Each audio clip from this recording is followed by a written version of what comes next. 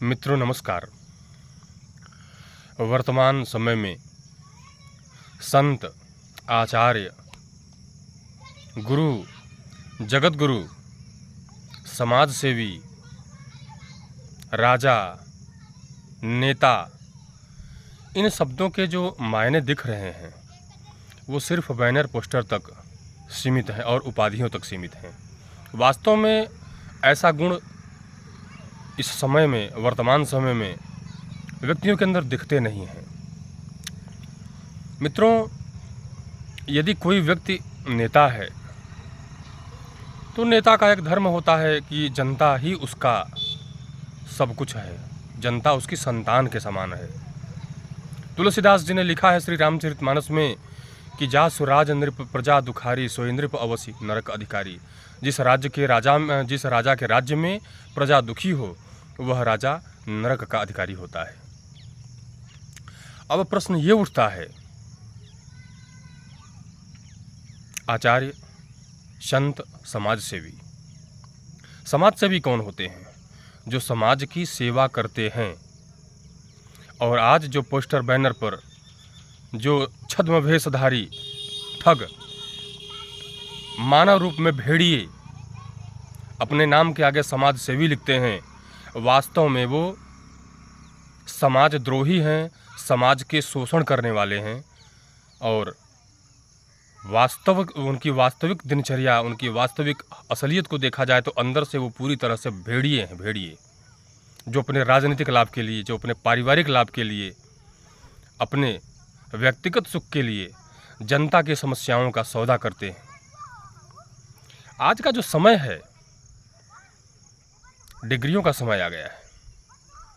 कोई किसी आधार पर यदि कोई परीक्षा पास कर लिया, चाहे वो नकल मार के ही पास किया हो, तो वो डॉक्टर बन जाएगा, मास्टर बन जाएगा, अधिवक्ता बन जाएगा, जज बन जाएगा, अन्य भी जो उच्च पद भारतीय संविधान में हैं, भारतीय व्यवस्थाओं में है, वो पा जाएगा।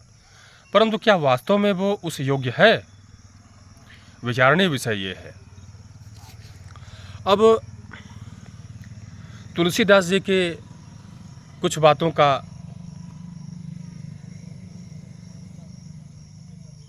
हम अध्ययन करेंगे, विचार करेंगे उन बातों पर। तुलसीदास जी कहते हैं उत्तरकांड में, कलयुग में राजाओं की स्थिति के बारे में, कि नृप पाप परायण धर्म नहीं करी, दंड विडम्ब प्रजानित ही। अब इसका अर्थ क्या हुआ? नृप पाप परायण धर्म नहीं करे, दंड विडम्ब प्रजानित ही। जो राजा होगा वो पाप के परायण हो जाएगा, कर दंड विडम्ब प्रजानित ही, प्रजा को ही अकारण दुख देगा, दंड देगा।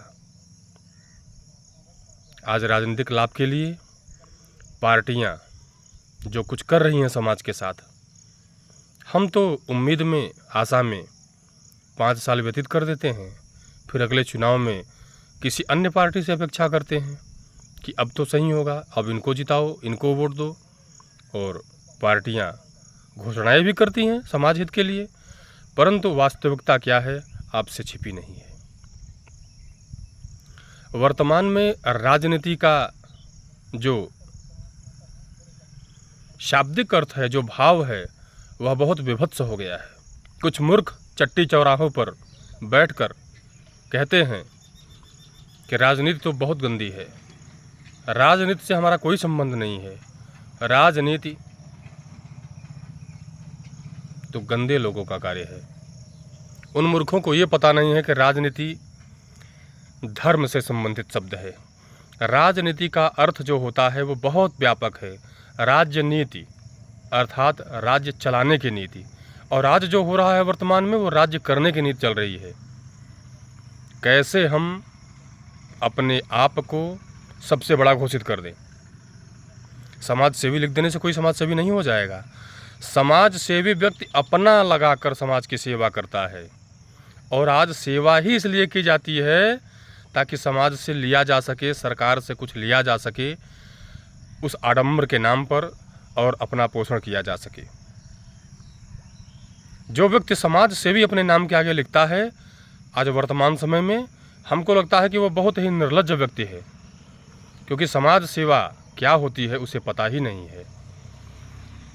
आज जातियों के नाम पर कूटनीति, छद्म नीति हो रही है, धर्म के नाम पर छद्म नीति हो रही है, राष्ट्र के नाम पर छद्म नीति हो रही है, विभत्स कूटनीतिक चालें चली जा रही हैं जातियों के नाम पर। सरकारें भी उनका समर्थन करती हैं, सरकारें भी ऐसे लोगों का सहयोग करती हैं। किसी अयोग्य व्यक्ति को संवैधानिक पद पर बैठा दिया जाता है, भले वो अंगूठा टेक हो, उसे धर्म की कोई जानकारी न हो। तो विचार करने की बात है कि समाज सेवी है कौन, समाज सेवा कौन कर सकता है।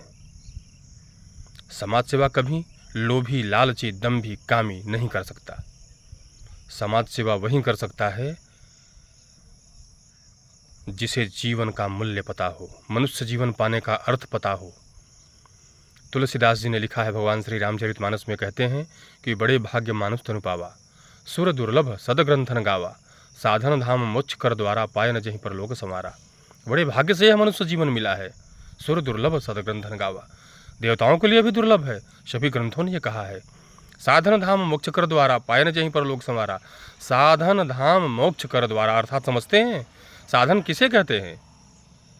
साधन जिस पर हम बैठते हैं। धाम क्या होता है? जहाँ जाने की योजना बनाकर हम चलते हैं। और मोक्ष क्या है? वहाँ पहुंचकर जो मेरा काम होता है उसे मोक्ष कहते हैं। ये सांसारिक दृश्य से मैंने इसका शाब्दिक अर्थ आपको समझाया है। साधन धाम मोक्ष कर द्वारा पायन जहीं पर लोक सवारा। जहाँ पहुँचना है वह भी इसी शरीर से संभव है, जहाँ जिस चित्त से जाना है वह इसी शरीर से संभव है, जहाँ पहुँचना है वो इसी शरीर से संभव है, और जिस चीज़ को प्राप्त करना है वो इसी शरीर में संभव है। साधन धाम मोक्ष कर द्वारा पायन जहीं पर लोक समारा। शो परत्र दुख पावई सिर धुन धुन पछताई, कालहि कर्म ईश्वर मिथ्या दोष लगाए। तो वर्तमान में समाज सेवी, राम भक्त, आचार्य, जगत गुरु बहुत कम लोग ऐसे हैं जो कुछ नैतिक मूल्यों का पालन करते हैं। नहीं तो लगभग सभी लोग वर्ण संकर हो चुके हैं। पर ऐसा नहीं है कि धरती वीरों से खाली है। जगत गुरु भी हैं इस धरती पर, आचार्य भी हैं और अच्छे इंसान भी हैं। तो ऐसे लोगों को पहचानने की ज़रूरत है और सावधान होने की ज़रूरत है। लख सुभेश जगबंच कराऊ, भेष प्रताप पूजी हैं ताऊ, उगर ही अंत न हो ही निबाहू, काल नेम जिम रावण राहू। एक काल नेम समाज सेवी के रूप में, संत आचार्य के रूप में घूम रहे हैं। इनसे सावधान रहिए और भगवान श्री कृष्ण की बातों को स्मरण कीजिए। भगवान श्री कृष्ण गीता में कहते हैं, तस्मात् शास्त्रम प्रमाणम ते कार्याकार व्यवस्थितो ज्ञात्वा शास्त्र विधानोक्तम कर्म कर्तुम अर्हसि। शास्त्र ही हमारे परम प्रमाण है। अच्छे बुरे, यश अपयश, लाभ हानि, सारे कार्यों में हमें क्या करना चाहिए, क्या नहीं करना चाहिए, इसमें सिर्फ शास्त्र ही प्रमाण हैं। मित्रों, आज जो मैंने आपसे कहा इस पर आपकी प्रतिक्रिया भी मुझे चाहिए। आपका क्या कहना है इस विषय पर? मुझे कमेंट करके ज़रूर बताइएगा। जय श्री सीताराम।